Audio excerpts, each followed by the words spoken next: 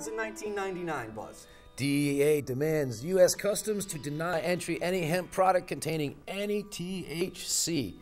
Now, this is ridiculous, folks. Absolute zero tolerance there. So what they're saying now is that we can't have any hemp products. Now, you go out to your stores and you investigate the hemp products, and you're going to find out its nutritional value and be like, why the hell is the DEA screwing with my nutrition? All right? And you're going to figure it out. Wake up! Oh, yeah, come on. We got 5 minutes. We got to roll because we want to get right to where we're at, Buzz. All right? So, in 2001, folks, the DEA published the Imperative Rule, and what that was, it explained its 1999 mandate. The rule makes hemp products, all right, containing any THC subject to the rules governing Controlled Substance Act of 1970, all right, and a Canadian hemp exporter and several of the retailers and trade groups later sued the DEA, saying that it violates their rights under the North American Free Trade Agreement, all right? Now, as we move forward, finally in 2004, the U.S. Courts of Appeal for the, the Ninth Circuit rules that the DEA's definition of THC cannot be upheld, meaning that the ruling makes it illegal to import hemp products into the U.S. So, folks. No, it's legal to import them now. Right. They are allowed to. It has to be out, Buzz. less point. The THC content has to be less than 0.03%. Right. Right, so since 2004, all right, now you really got to check it out, folks. If you go online and just punch in hemp products, you'll see all the stuff that's coming out in just a very short time. And what we were saying earlier, if we had stayed on the track since 1937, we would be miles ahead of where we're at. We'd be a much more peaceful nation, all right? We would not be at war, folks. There would be no drug war. This is a scam, and we're here to tell you because it's God's favorite plant on the planet, and Jesus is coming back, so get ready. Anyway, brings us up to 2005, where our favorite congressman in the world from Texas, Mr. Ron Paul, he's the only smart mofo, all right, folks? He introduces industrial hemp, resolution initiative, folks, and guess what? It just shot down, all right? And then what happens? He introduced it in June once again.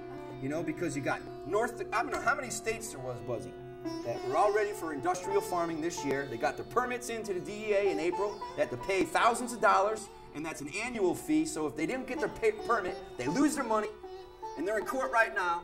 Vote Hemp is supporting the guys out in VoteHemp.com is South Dakota. You can find information on that. Yeah, Vote Hemp. Check it out, folks. Right here, you can see it, man. Vote Hemp. See, this is one of the ways this government works. We give you permission. Okay, you can grow commercial hemp, but we're not going to give you the permits to do it. But it's okay to do it. But we're not going to give you the permits to do it, even if you pay the fees. We're going to just stall you. And just like we've said in the past, either we are a constitutional republic or we corporate America. Well, that's the problem. I mean, Buzzy, forget me for introducing you. We got separation of state and religion. We need separation of government and corporations, folks, because the reason that marijuana, hemp, cannabis is illegal is because them damn corporations buying up all our politricksters and, using the propaganda on the TV to keep us all in the dark. We got to wake up. We got to stop bitching. We got a couple minutes left, Buzzy. Some of the things that can be used with the commercial hemp today, according to Jack Hare from The Emperor Wears No Clothes, 6% of the land in the United States used for agricultural purposes could be used to grow cannabis hemp, which would be enough hemp to provide fuel for this country for an entire year. Boy, we wanted to get into the hemp car. We wanted to get into a biodiesel source. A car that grew up from the ground. And, Henry Ford's first car, man, he grew it up from the ground. Come on, folks. You got to learn this stuff. Educate yourself and those around you, so you don't have to tolerate. And those politicians, which you don't tolerate for your family and friends. Now, folks, got any final words? Well, what is war? It's a hostility towards somebody else. We've declared wars on a lot of different things, and this one here is no different. It's a hostile, aggressive act, and this one here is against us. It's the militarization of our police. You know, and that's what's going down. Police state of America, folks. You gotta know it, but you know what we really gotta do? We gotta grow it. Because you know why? George Washington said it. Make the most of the hemp seed and sow it everywhere. John Adams said in 1783, we shall want a world of hemp, more for our own personal consumption. And Thomas Jefferson, what did he say in 1791? Well, let me tell you, he said hemp is a first necessity, folks, to the wealth and protection of the country. Now, hey, what else can I say? But stop bitching, start a revolution. Join us next week. We are the Department of Freedom. Buzzy Zip Black, my brother, of another motherfucking and peace out, Buzzy. We want to talk about this show. Marijuana? And the Bible? What are you talking about? Oh, that's right. The first Bible was printed on marijuana. Hemp, actually, folks. Get your facts right. Ooh, yeah. So what you got to say over there, Buzzy Zipwhack? Well, let's go back to the beginning. Behold, I have given you every herb-bearing seed which is upon the face of all the earth. Thank you, Lord. And it will be for you as meat. Now repeat that again, just in case people didn't catch that thing. I have given you every, mind you, herb-bearing seed which is that upon doesn't the mean face everyone of all but the earth. marijuana. If you're a religious person out there, you ain't buying what we're saying. What we're saying is the gospel. That's right. And God saw everything that he made, and behold, it was very good. Now, remember I talked to you about that once years ago. We brought that up, and you said the fundamentalist response was, well, that was before the fall of man. That passage comes from Genesis 1:29 through 31. Good point. But now, if that is the case, then that means that corn is a cursed plant. Everything. If you're gonna, you can't. Right, you got to add up the logic. Right, It don't add up. Now, cannabis hemp, as you've said in the past, is God's favorite plant. And it really is quite an astounding plant. How many realize that it's the only plant in the world that you can visibly tell the male from the female?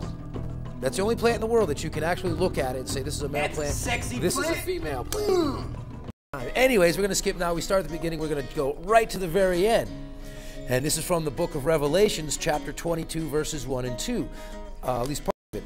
A healing plant on either side of the river, there was the tree of life, which bare 12 manner of fruits, and yielding her fruit every month, and the leaves of the tree were for the healing of the nations, which I think is really interesting, the healing of the nations, because especially since and we didn't mention this last week's show, since 1970, during the oil embargo by the OPEC nations, have we really done any alternative fuel initiatives?